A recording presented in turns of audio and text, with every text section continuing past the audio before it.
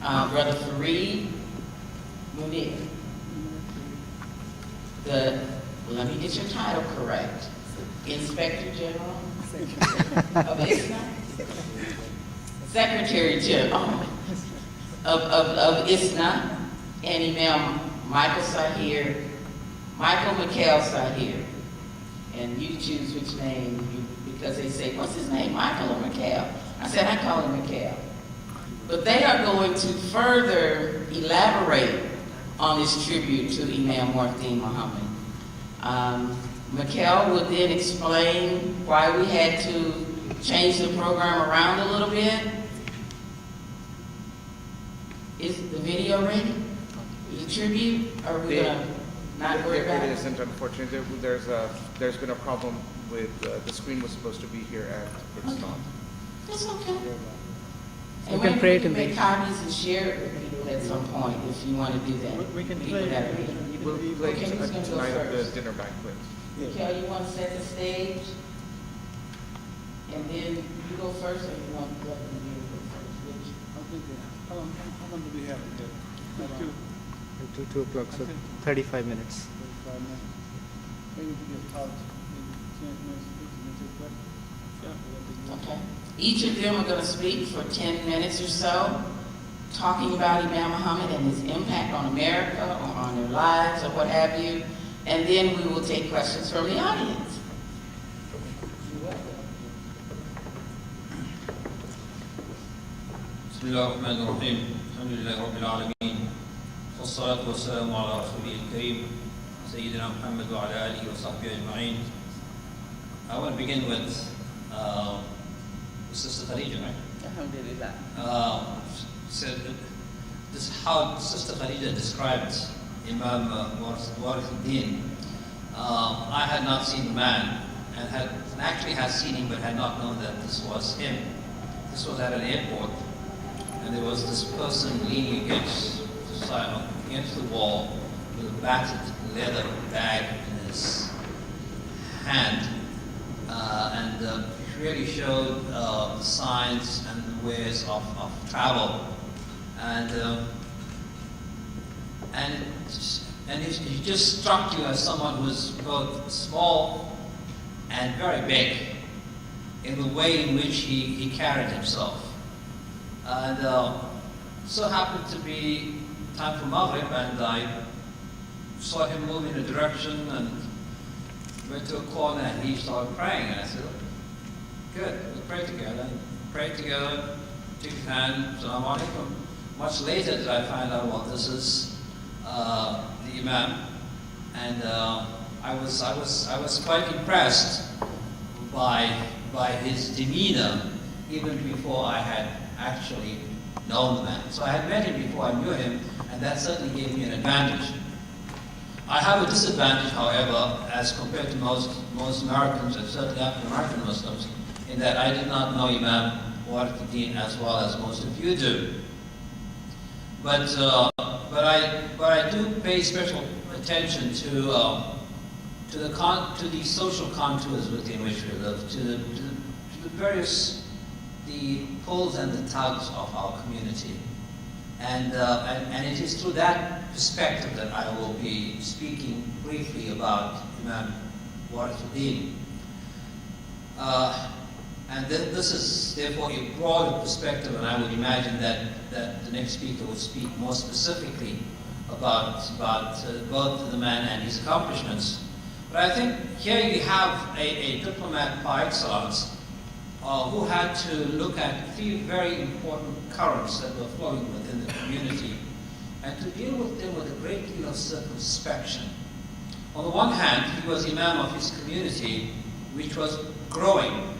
And when human beings grow, either as individuals or as a community, then they grow towards maturity and separation. Another word for separation would be independence. We have a similar experience with our kids, for instance.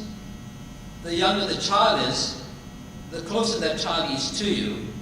The older that child grows, the further away that child wants to move away from you.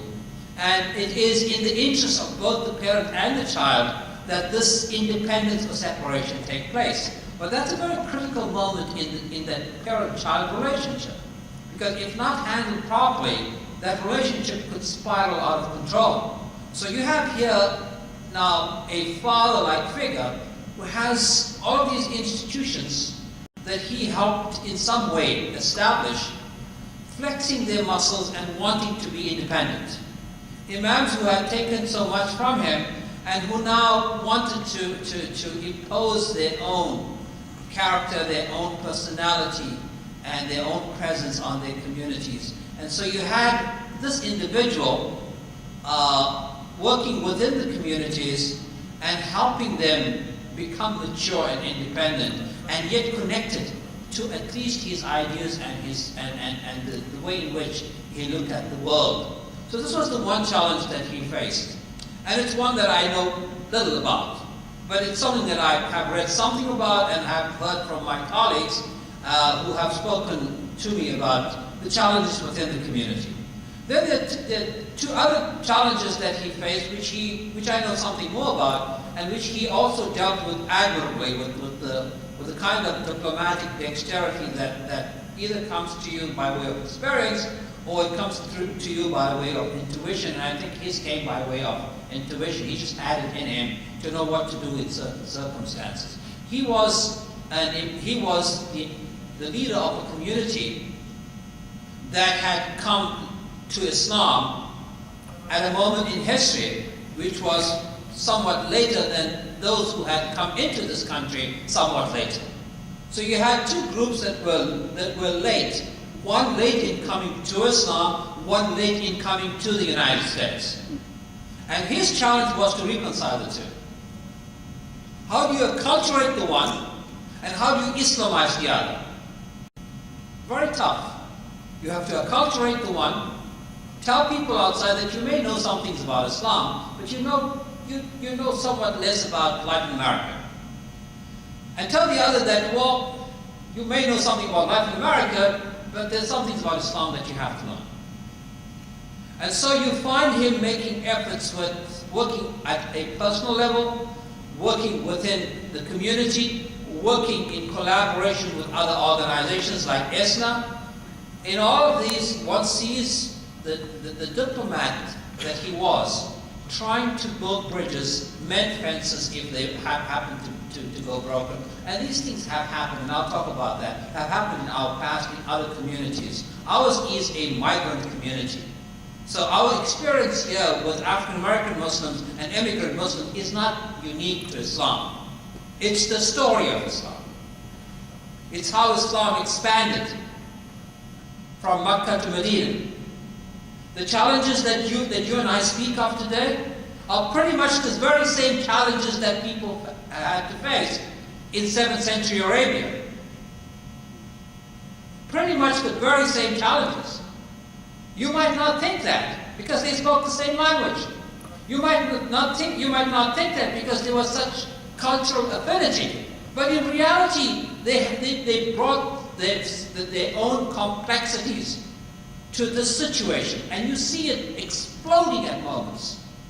When Aisha was wrongfully accused of infidelity, these two communities were on the verge of going to battle because they looked at things differently, because they had different interests, because their priorities were different. And here you had the Prophet ﷺ mending fences and building bridges.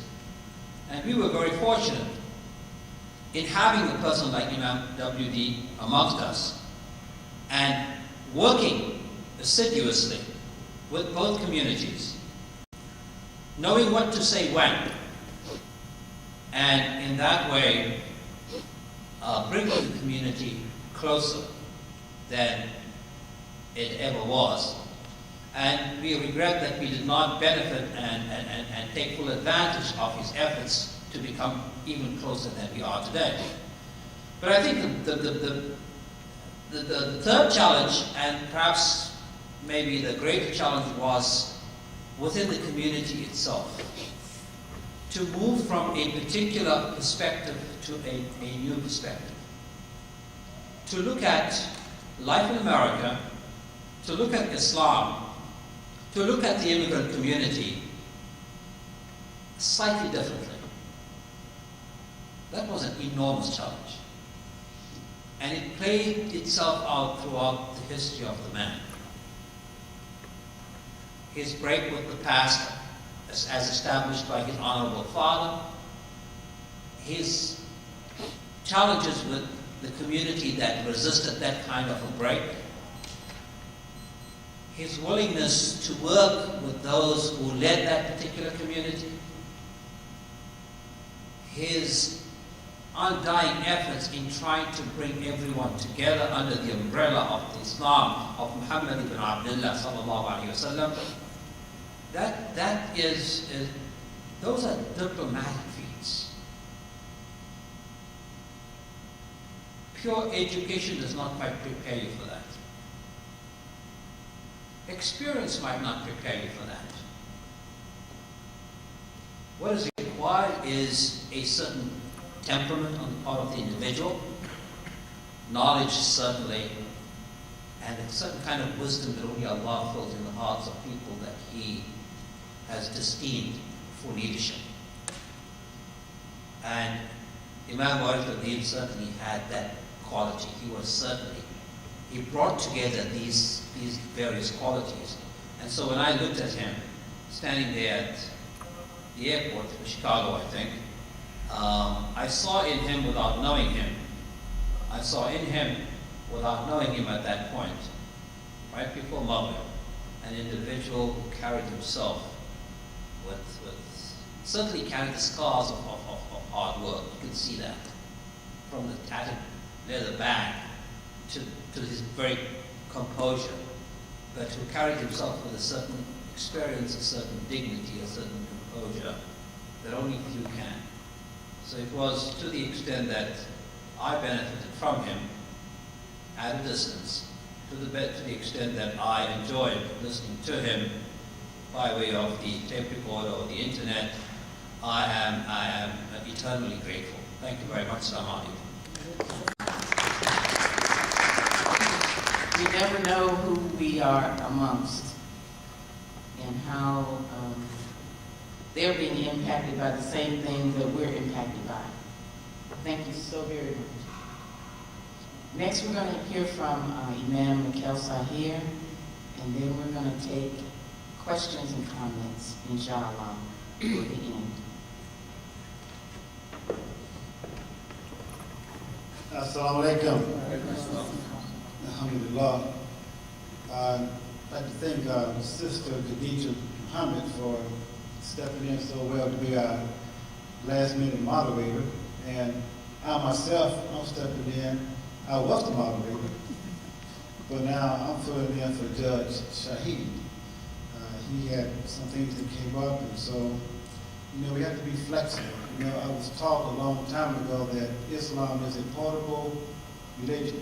Like you carry a suitcase, wherever you go, you can set up shop. So here we are, setting up our effort today. And it is indeed an honor to be here with Dr. Fareed Munir, and this grand occasion to speak about Imam W.D. Muhammad. As we know, he was the seventh child of the Honorable Elijah Muhammad and Clara Muhammad, born in Detroit, Michigan in 1933. And his father is the one that carried forth the idea of the Nation of Islam, which has its own history and has its own place in history. But it was that environment, though not Islam proper, it was that environment that gave birth to Imam W.D. Muhammad. He was taught in their school systems, called the University of Islam, though it was a grade school. It wasn't a college, but it was called the University of Islam. And he went through that up until high school days, and he had a little bit of training in college. I mean, he said 1 year at the junior college in Chicago area. Imam Muhammad, the person, and I think I can really speak to that. I did have a number of occasions to be with him traveling. One time at his home. And it was really amazing, because when he first came into leadership, his father lived in a mansion, a nice-sized mansion over in Hyde Park in Chicago. But after being there for a year or two, he said, I don't need this. They gave him keys to the cars, to the Cadillacs, to the big cars. He left the keys hanging. Hey, you want to use the car? Use the car. And he is now the leader of many thousands of Muslims. Power, if you can use that word, at his disposal to use as he wished. And in following the way of Rasulullah, peace be upon him, he moves out of the house. Now, when I did see the house that he lived in, more than once, I'm like, that house is the size of my house, or maybe a little smaller. But yet still, he's the leader of thousands. Known around the world, very humble. And sometimes you could see him, you would see him just sitting, like just sitting. You probably saw him making prayer, and you never would know that he was the leader that had brought many thousands into Islam proper, many thousands. And but then you go home or you see him, hear him at a lecture, and you say, is that the same man who I just saw sitting there looking like just as calm and humble? So it was really good to see that both sides. And you say you can see an example of Prophet Muhammad right in our midst. Right in our midst.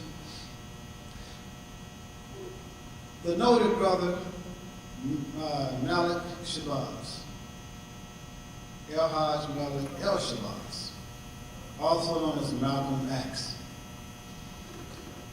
Imam Muhammad was the one that led Malcolm to make the moves he made. And you can get hints of it in the autobiography, where Malcolm says, before I make any kind of spiritual decision, I would go see Elijah's son, Wallace. And many don't know that, but when Malcolm got put out, they put Wallace out too, because they said, Wallace, you the problem, to cause Malcolm to change his mind.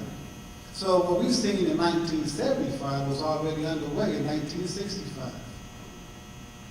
And so when in 1975, when the Imam came into office, it's in a major transformation. He used language, first resurrection, referring to the nation of Islam, second resurrection, brings him to Al-Islam properly.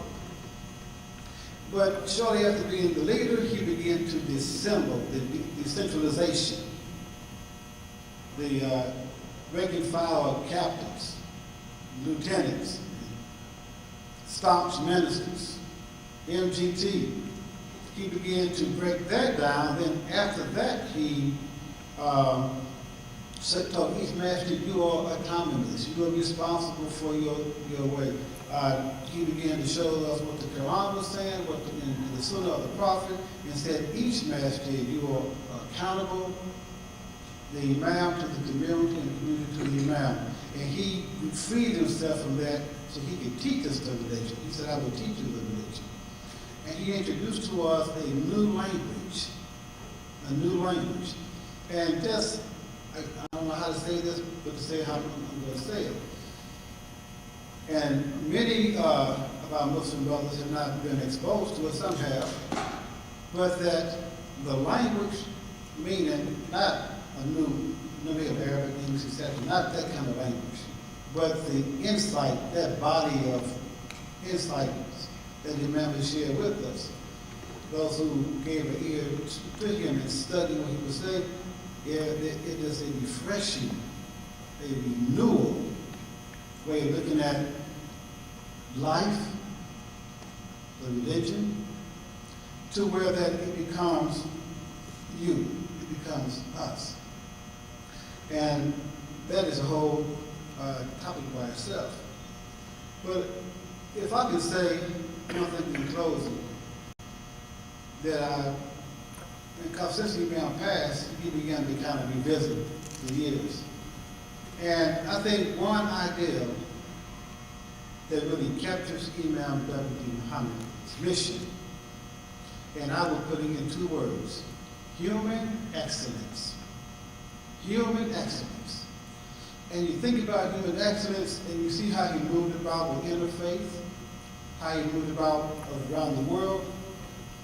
If you look at human excellence, that transcends, that exceeds racial boundaries, religious boundaries, gender boundaries, because everybody on earth, I don't care if they're the worst criminal on earth, guess what they want? Human excellence. Everybody wants human excellence. So from studying the model of Muhammad, reading the Quran, and studying the model of Muhammad, peace be upon him, our prophet, the messenger of God, Imam Muhammad was able to extract from that jewels and pearls and diamonds that he just gave so freely in building human excellence. And if you were Muslim, that was even better. But he didn't stop there. If you're Muslim, Christian, Jew, whoever, he would share those pearls. And in closing, because one time we had an Imam meeting in Georgia, and he said some words that shocked me.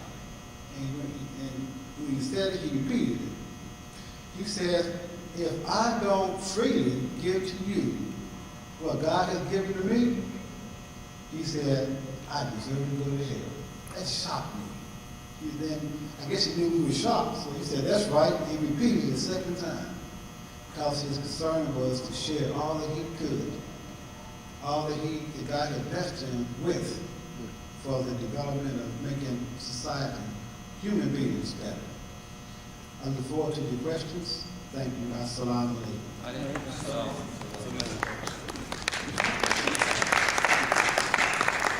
Okay. Alhamdulillah. Okay. With those 2 very spectacular speeches, I would like to invite you all to ask questions. Yes, sir. Imam Majid. Actually, I come late because I was in another Would you meeting. please get the But mic? I want to share something just Alhamdulillah.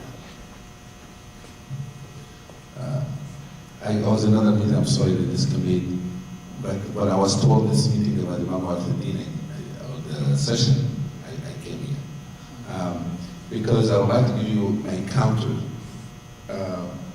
After 9/11, I was invited for the iftar to White House. And Imam al-Dini was invited.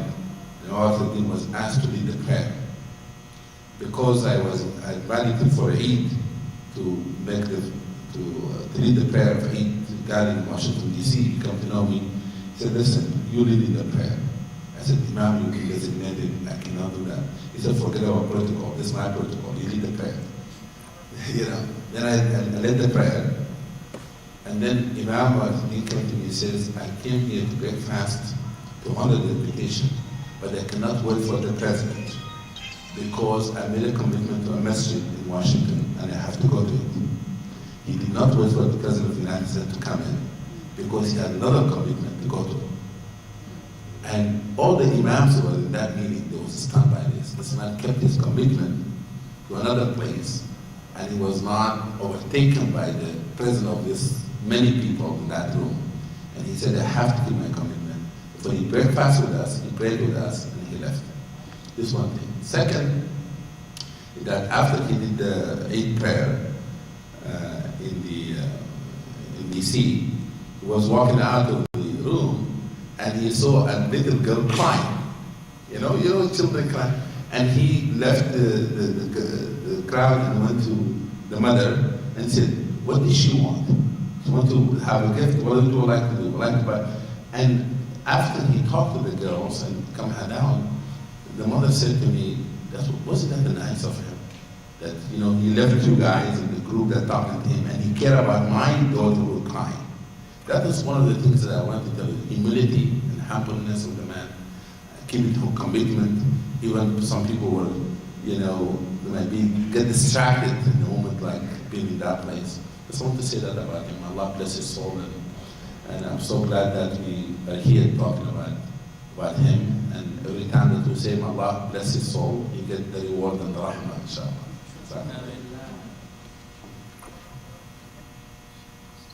Would anyone else like to share? Right here, Sister Carol, and the brother in the yellow shirt. Assalamu alaikum.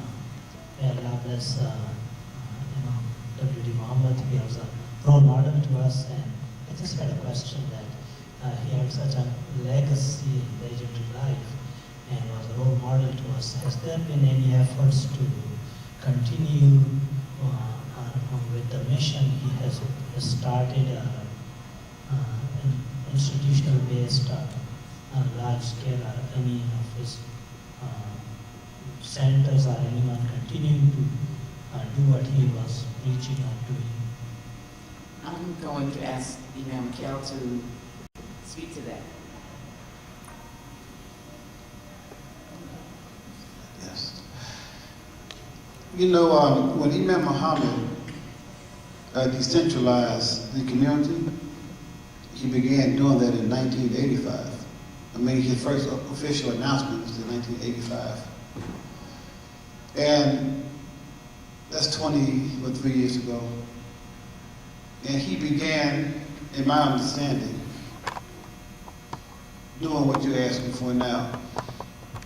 I think he wanted to give us the opportunity to work as a community while he's still alive, so we can make our mistakes while he's still alive and give him a chance to correct us.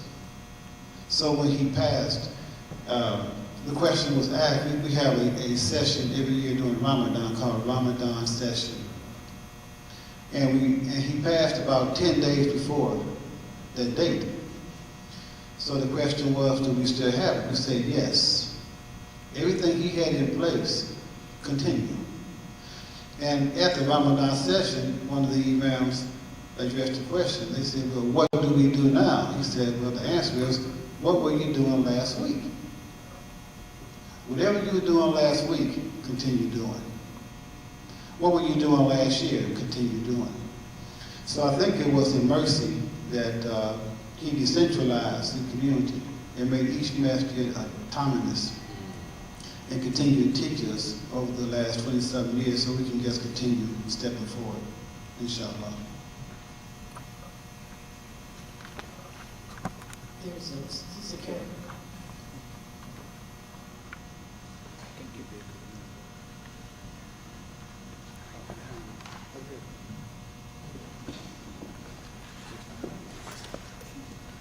Assalamu alaikum. Some of you